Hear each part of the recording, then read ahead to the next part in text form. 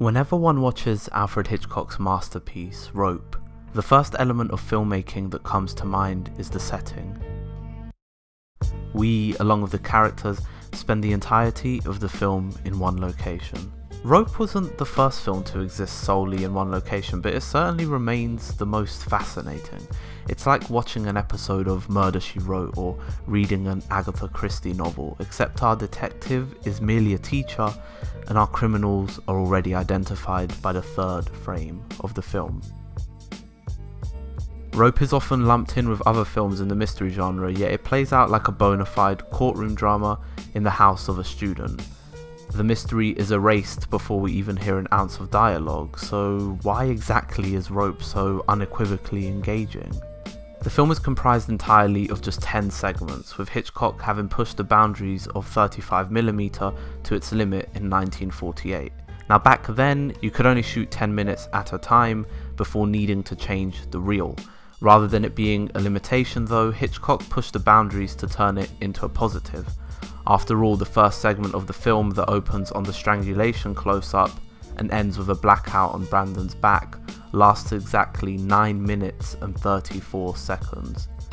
Most fascinating is that Hitchcock wanted the film to have a documentary fly-on-the-wall type feel. It was supposed to be a Nietzschean insight into the mind of someone deciding to play God, deciding who lives and who dies due to their own superiority complex. By what right did you dare decide that that boy in there was inferior and therefore could be killed? Did you think you were God, Brandon? To ramp up this notion of the audience spying on a delicate situation, Hitchcock decided to make the film look as though it was entirely shot in one take. Due to the aforementioned limitations though, it was impossible to shoot 80 minutes of footage in one take. Instead, the master of suspense decided to disguise his takes and hide them in the final edit. Allowing the film to flow as though there are no takes places emphasis on the overarching theme of the story, manipulation. We see two students, Brandon and Philip, spin their web of lies before attempting to humanize their actions through various moments of dialogue with the victim's family and friends. Where's David, Philip? I don't know. Why? Brandon knows. Does he? Doesn't he? Not that I know. Oh, come now. I don't. That one-take aesthetic allows Hitchcock to explore the nastiness of the upper class while also inviting the audience to join him. Without smart disguised camera work and editing, this film would not be able to hammer home any of those complex themes. Constant cutting would also make the overall image bland and nauseating, since the film is shot entirely in one location. Time passes by naturally, and the characters interact naturally. Ironically, it's the unnatural style of editing, for its time of course, that allows the film to feel organic. Hitchcock disguises his cuts marvellously, and for the time in which it was shot, quite ingeniously.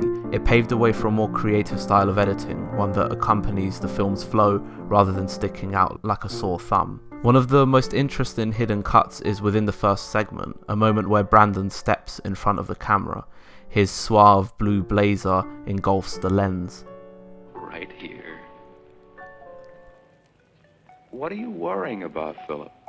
Momentarily, that allows Hitchcock to make the cut before resuming the scene from the same exact moment, only with Brandon now walking ahead of the camera. These cuts simply hide in plain sight and give Rope a free-flowing structure that makes the possibilities for character interaction seem endless. It almost feels like at any given moment, the room could explode in hysteria and arguments. That unsteadiness is contributed to by the editing.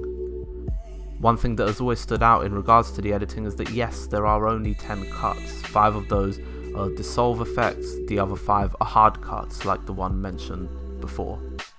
Hitchcock as an auteur was obsessive. Every cut and every frame had to be perfect.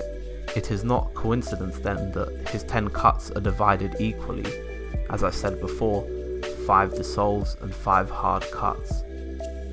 This pattern structure makes the editing less obvious. It's less interested in diverting audience attention, rather merging into our consciousness without questions being asked.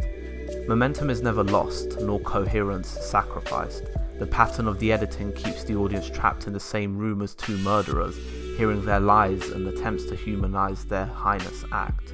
The real suspense here is that Hitchcock gives the audience an insight but removes our voices. We are powerless in alerting the victim's teacher, friends and family members.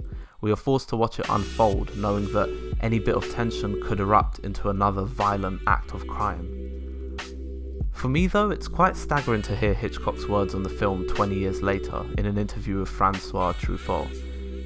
"It was a stunt," the British filmmaker said, "and one that I really don't know how I came to indulge in."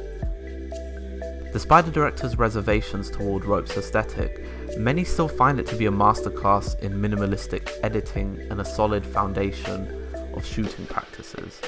It paved the way for freedom in handheld filmmaking and was the first real film to generate a discussion about the merits and art of editing. When I mention the following films, I want you to keep in mind that they are all similar in one regard, even though it may not seem so. Creed, Anchorman, Back to the Future, Birdman, and Silent House. Now, how are all these different films and genres connected? They all contain hidden cuts, the method Hitchcock pioneered in Rope, in order to achieve smoother and more consistent scenes. The fights in Creed are a primary example, likewise the entirety of Birdman. Without Hitchcock's pioneering of such methods, editing may never have reached the levels it has today.